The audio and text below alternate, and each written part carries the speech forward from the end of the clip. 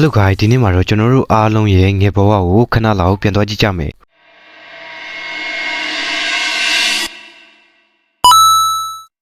Roblox ရဲ့အကောင်းဆုံးနှစ်တွေကိုပြပါဆိုလို့ရှိရင်တော့2016ခုနှစ်ကိုချန်ထားလို့လုံးဝမရပါဘူးအဲ့ဒီတုန်းက UI အနေနဲ့ game တွေကတော်တော်လေးရိုးရှင်းတယ်အခု2026မှာကြည့်မယ်ဆိုလို့ရှိရင်တော့အ game တွေကပြန်ဆော့လို့ရနေတာကတော်တော်လေးအံ့ဩဖို့ကောင်းပါတယ်ဒီနေ့ video မှာတော့2016ခုနှစ်က legend ဖြစ်ခဲ့တဲ့ Roblox game တွေကိုပြောပြပေးတော့မှမလို့ video လေးကိုအဆုံးထိကြည့်ပေးဖို့တောင်းဆိုချင်ပါတယ်ကျွန်တော်ကတော့ game ပဲဖြစ်ပါတယ်ပထမဆုံးတစ် game က Prince in Life ဒီ game ကိုရဲဒါမှမဟုတ်အကျဉ်းသားတစ်ယောက်နေရာကနေပြီးတော့ကစားရမှာအကျဉ်းသားလို့လို့ရှိရင်တော့ထောင်ထဲကနေလွတ်အောင်ပြေးဖို့ပါပဲအဲ့ဒီတုန်းကလူကြိုက်များတဲ့ညီကတော့အိမ်သာခွက်ထဲမှာဝင်ပုံးတာဒါမှမဟုတ်ရဲတွေကိုတက်ပြီးတော့ကက်တွေယူတာပဲဖြစ်ပါတယ်ရဲလုံရင်တော့အကျဉ်းသားတွေကိုထိန်းရပါတယ်ဒါပေမဲ့အဲ့ဒီတုန်းကကလေးတွေကရဲလုံပြီးတော့တွေ့သမျှအကျဉ်းသားတွေကိုခဏခဏပြစ်တက်တာမျိုးတွေဖြစ်နေတာမလို့ရဲဘဝကနေအကျဉ်းသားဘဝကိုပြန်ရောက်သွားတာမျိုးတွေလည်းဖြစ်တတ်ပါတယ်ဒီ game က2016ခုနှစ်တုန်းကဆိုလို့ရှိရင်ဘရင်တစ်ပါးပဲဖြစ်ပါတယ်အဲ့ဒီတုန်းက jailbreak တောင်မထွက်သေးပါဘူးဒီ game ကိုထုတ်တဲ့ developer ကအခုနောက်ပိုင်း update တွေတိတ်မပေးတော့ပေမဲ့အခုထိ server တိုင်းမှာတော့လူအပြေးရှိနေတုန်းပါပဲ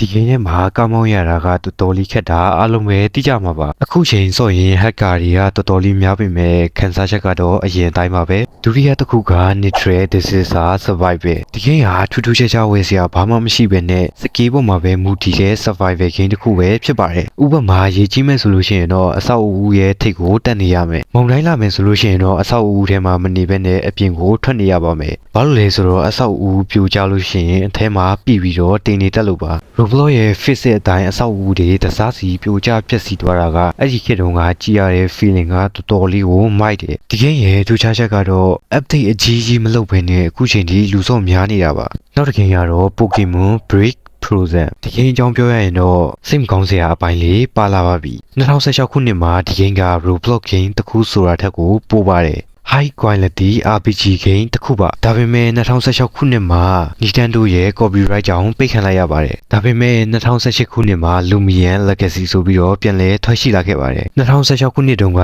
Gin Leader တွေကိုအနိုင်ရဖို့တိုက်ခတ်ခဲ့တဲ့အမတ်တရားတွေကိုတော့ဘာနဲ့မှလဲလို့မရပါဘူးနောက်တစ် game က Murder Mystery 2ဒီ game မှာ Innocent, Mirage, Sharer ဆိုပြီးတော့၃မျိုးရှိတယ် Innocent ဖြစ်ရင်တော့ဘာလက်နဲ့မှမပါဘဲနဲ့သူများတက်တာမခံရအောင်ပြေးရတာပါ Sharer ကတော့တနက်ကင်ထားရပါတယ်လူတက်တမကိုလိုက်ပစ်ဖို့ပါလူတက်တမကိုမပြစ်မိဘဲနဲ့တခြားလူကိုပြစ်မိလို့ရှိရင်တော့ကိုပါတရားမှမလို့တော်တော်လေးတတိထားရပါတယ်မန်ဒါကတော့လူမတိအောင်တယောက်ချင်းစီကိုတက်တိတ်လေးလိုက်တက်ရတာပါရဲကိုအရင်ဆုံးတတ်နိုင်ဖို့ကအဓိကပဲဖြစ်ပါတယ်2016တုန်းက gameplay ကအခုလိုမျိုးမဟုတ်ဘဲနဲ့ crafting trading တွေတိတ်များပဲနဲ့အဲ့ဒီတုံးခုကိုပဲအဓိကထားပြီးတော့ဆော့ခဲ့ကြတာပါနောက်တစ် game က War at a Pizza Place ဒါကတော့ Roblox ထဲမှာအကောင်းဆုံး team war game ပဲဖြစ်ပါတယ်လူတွေစီကနေပြီးတော့ order ယူရတယ်ပီဇာလုပ်ရတယ်ပုံထဲထည့်ရတယ်အိမ်အရောက်ပို့ပေးရတယ်ပစ္စည်းပြန်တော့ကောင်းမွန်ပြီးတော့တွားယူပေးရတယ်လူတိုင်းကကိုယ်အလုံးနဲ့ကိုတခြားလုပ်ရပါတယ်တယောက်ကအလုံးမလုပ်ပဲပြင်းနေမယ်ဆိုလို့ရှိရင်တော့ပီဇာဆိုင်ကြီးအလုံးမဖြစ်တော့ပဲပျက်စီးသွားတာမျိုးတွေဖြစ်တတ်ပါတယ်အလုံးလုံးလို့ရလာတဲ့ပတ်စံနေနဲ့ကိုယ်အိမ်ကိုစိတ်ကြိုက်အလားဆင်လို့ရတာကတော့တော်တော်လေးမိုက်ပါတယ်နောက်တစ် game က Meet CD